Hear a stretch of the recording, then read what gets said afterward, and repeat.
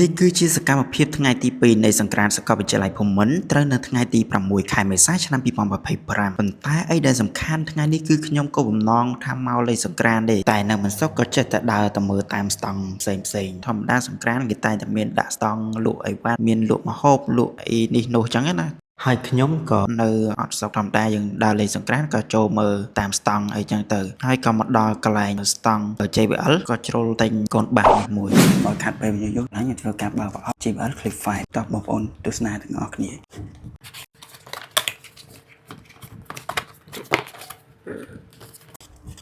នេះគឺជា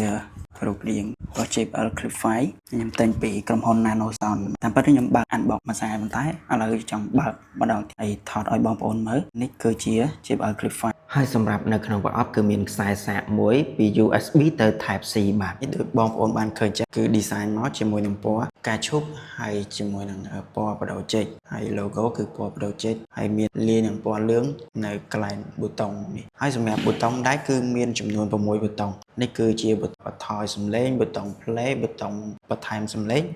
ហើយនឹងប៊ូតុង power ប៊ូតុង bluetooth ហើយនឹងប៊ូតុងសម្រាប់ connect ទៅកាន់ JBL ផ្សេងទៀតបាទហើយនេះគឺជារូបរាងខាងក្រោយនៃកណា design ខុសចំនួនមុនហើយសម្រាប់ទម្ងន់របស់វាគឺសាលមកល្មមបងប្អូនអាចដាក់តាមខ្លួនបានបងប្អូនអាចដាក់នៅក្នុងកប៉ៅក៏បានដែរហើយវាមានជាមួយនឹង port Type C បាទ port បញ្ចូលថ្ម Type C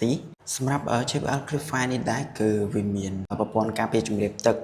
IP67 ដែលអាចមុជទឹកបានជម្រៅ1ម៉ែត្ររយៈពេលកន្លះម៉ោងហើយសម្រាប់ Bluetooth វិញគឺ Bluetooth